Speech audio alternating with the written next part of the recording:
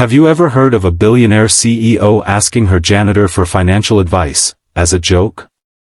Well, this story will leave you speechless.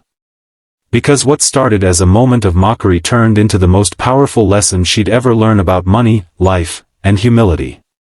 Trust me, you don't want to miss a second of this. So before we begin, make sure you hit that like button and subscribe to the channel, because stories like this one, they'll change the way you see the world. The sound of polished heels echoed down the marble hallway of Elara Group International, one of the most powerful investment firms in the city. The woman walking through it was Clara Bennett, a 34-year-old billionaire CEO, known for her fierce intelligence, sharp business acumen, and a reputation for being as cold as the glass walls of her office. Her suits were always immaculate, her tone precise, her expectations brutal. She'd built her empire from inherited wealth and ruthless strategy. People feared her, respected her, but rarely liked her. And Clara liked it that way. It was 7:45 in the morning when she entered the main conference room for a meeting with her executive team. The floor was spotless, so spotless she could see her reflection in the tiles. A man was still cleaning near the window, humming softly to himself. He wore an old uniform, a faded navy shirt with the company logo barely visible. His name tag read, Tom. He was in his mid-50s, gray streaks in his hair, lines on his face that spoke of a lifetime of struggle. "Excuse me," Clara said sharply, irritation lacing her voice. "You're still here? We have an executive meeting in 5 minutes." Tom turned, smiled politely, and replied, "Morning, ma'am. Just finishing up. I'll be out of your way in a second." Something about his calm tone irked her. Maybe it was his lack of nervousness. Maybe it was that he looked perfectly content mopping a billionaire's floor. Her executive team began entering. Young men and women in designer suits, murmuring about stock portfolios and merger reports. As they took their seats, one of them chuckled, "Tom here probably knows more about this floor's polish than about portfolios." Laughter filled the room. Clara smirked, then turned to the janitor. "You know what, Tom," she said playfully, "since you're still here, why don't you tell us what we should invest in next?" Everyone laughed again. The question was meant as a joke, a cruel one, but Tom didn't flinch.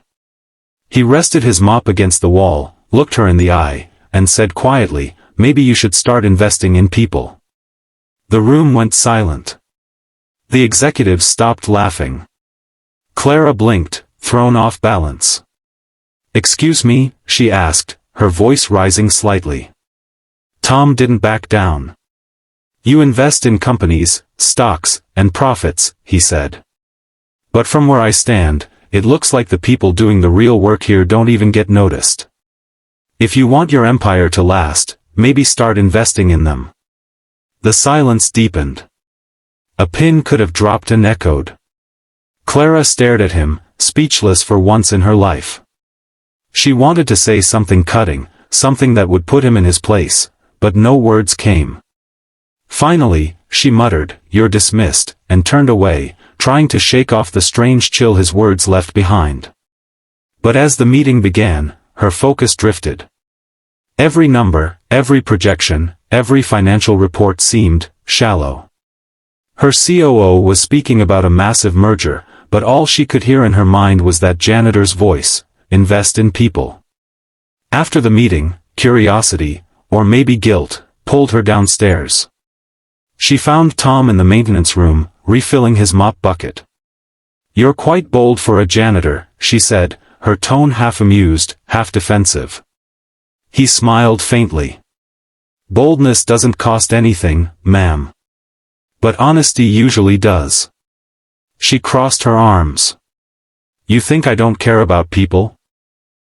I think you've forgotten what it's like to be one of them," he said gently.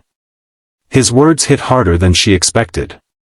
Clara, for the first time in years, felt small. She left without replying, her heels clicking faster than usual. That night, she couldn't sleep. She sat by her window overlooking the glowing city, replaying his words. Invest in people. What did that even mean, really? She had thousands of employees. She gave bonuses, benefits. But was that investment, or just good business? The next morning, she found herself doing something unthinkable. She looked up Tom's file. He had worked there for 12 years. Never missed a day. Never had a complaint. A single father once, now widowed, he'd raised 2 daughters, one in college, the other in high school. No promotions. No raises beyond the standard. Just quiet loyalty. For the first time, Clara felt ashamed. A week later, the company held a charity gala for investors and top staff. While others bragged about deals and profits, Clara found herself thinking about the people who weren't there, the ones who kept the lights on, cleaned the floors, and never got noticed. And that's when she saw Tom again. He was working the event, cleaning spilled champagne near the buffet. Their eyes met briefly, and she realized with a pang that he didn't even seem embarrassed. He was just content. "Why aren't you angry?" she asked him later, privately. "I mocked you in front of everyone." He shrugged. "Being angry doesn't feed you, ma'am. But learning does. I figured maybe you asked because you wanted to hear something real." That night, Clara made a decision that would change both of their lives. She invited Tom to her office the next morning, this time, not as a joke. As the clock ticked toward 9 a.m., Tom entered, wiping his hands nervously on his uniform. Clara stood by the window, looking out over the city. "I've been thinking about what you said," she began slowly. "About investing in people." Tom nodded silently. "I want to know more," she continued. "If you were me, what would you do differently?" Tom looked at her for a long moment, then spoke softly. "I'd start by asking what your people need, not what you want from them. You see, ma'am, profit follows purpose. But purpose follows people." Something shifted in her that day, a small spark of humility, maybe even hope. And little did Clara know, this conversation was just the beginning of a transformation that would not only change her company, but her entire life. Weeks passed, and Clara began to see her company differently. She raised wages, started listening to staff, and created programs to help struggling employees. Productivity soared, but more than that, hearts changed. One morning, she visited Tom with an envelope. Inside was his promotion letter and full scholarship for his daughter. Tears filled his eyes as he whispered, "You really did invest in people." Clara smiled softly. "You were right all along." From that day, her empire grew stronger, not through profit, but through purpose.